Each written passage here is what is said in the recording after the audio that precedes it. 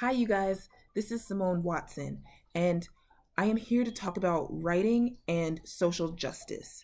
Now, as you probably know, today is Martin Luther King Jr. Day in the United States, where we celebrate Dr. Martin Luther King Jr., who was an important leader in the American Civil Rights Movement.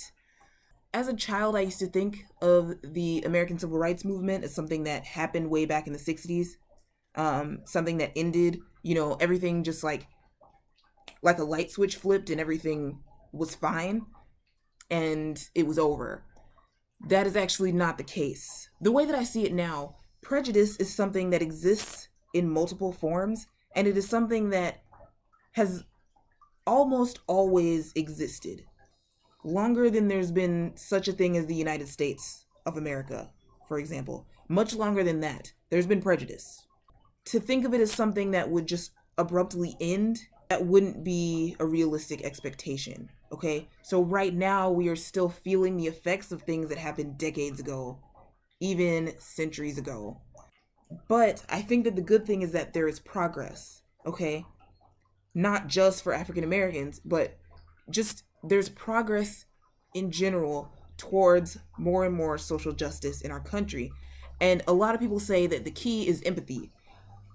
I would say empathy is only a part of it.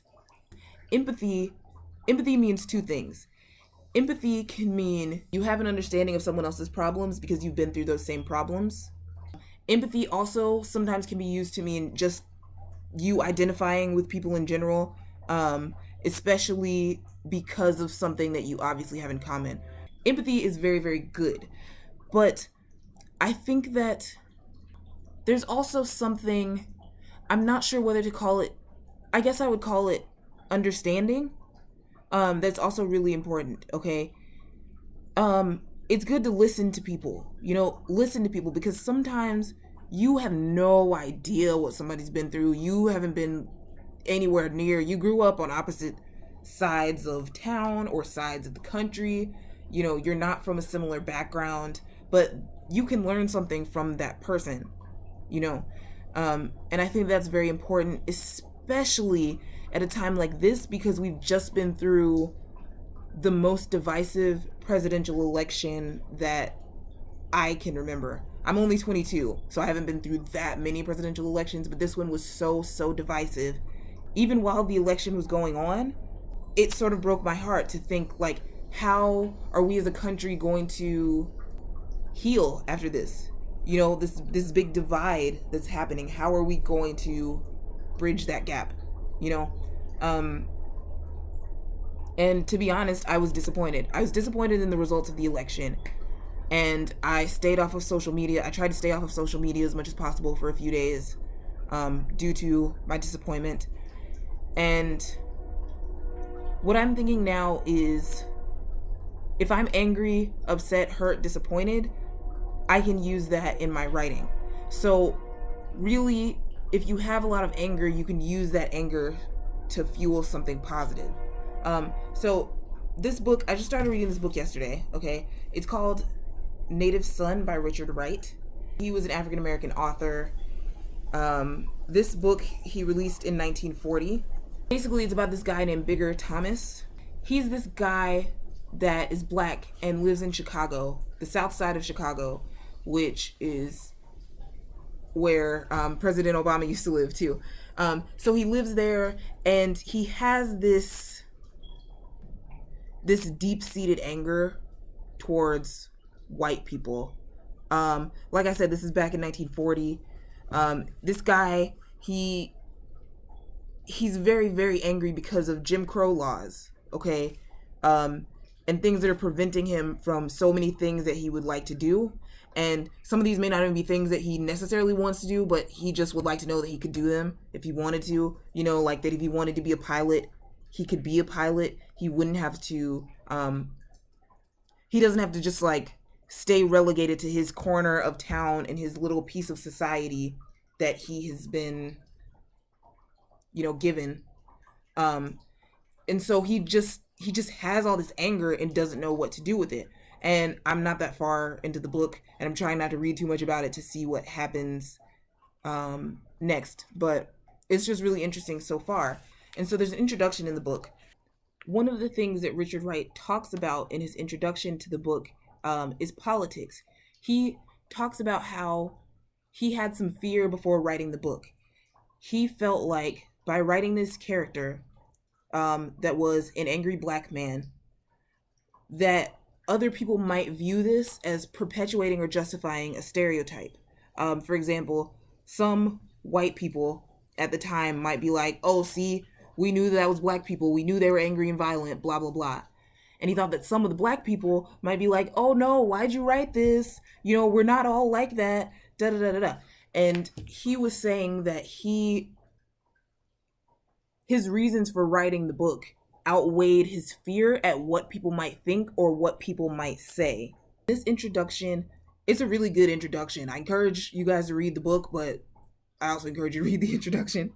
But Richard Wright says, lastly, I felt that a right more immediately deeper than that of politics or race was at stake.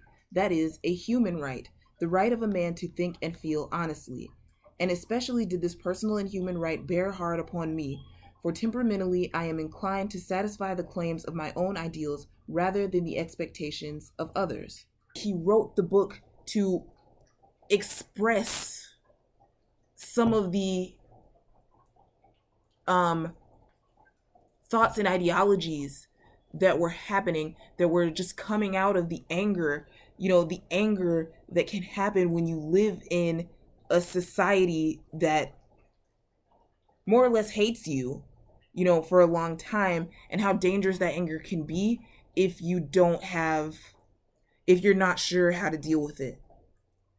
And so there's so much more to it. I haven't even read the whole book. I haven't read the whole introduction either, because after a while I stopped reading the introduction and was like, I'm just gonna read the book. But I encourage you guys to write about things that make you angry, okay? Especially things that make you really, really angry. Like, figure out why that makes you angry and turn it into something and write it.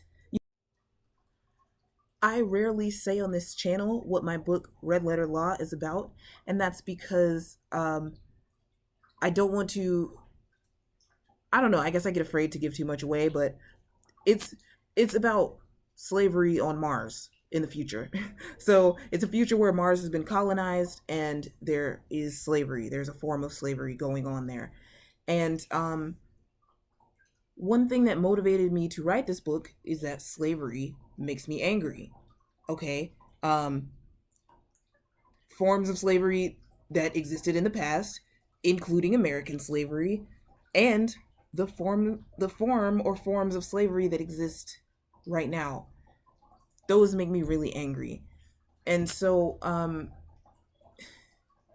so this book is a part of expressing that. And I'm not saying that everything you write has to be something that makes you angry. I am just saying that if you are angry and you don't know what to do with it, and you are a writer, try writing something. I'm just, it could help. It could help you. It could help others. It could help others to understand your perspective, what you uniquely bring to the table.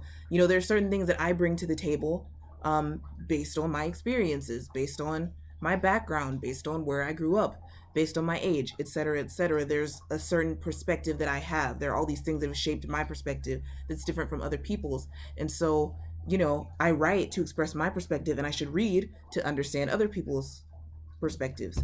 And so, I'm just encouraging you guys, and I just want you to look up and be encouraged, because I feel like progress has happened since the days of Dr. King, and there's still a lot of progress to go, and I feel like we can do it. I feel like we can get better as a country. We can get better in terms of social justice, and we have tools of communication now. We have ways to connect with people on the surface level. We have ways that we could, I could have a chat with somebody in Tokyo. You know what I'm saying? So we have these ways to connect on the surface level, but the whole thing about connection in terms of like listening, understanding people and things like that, that's something that actually takes work.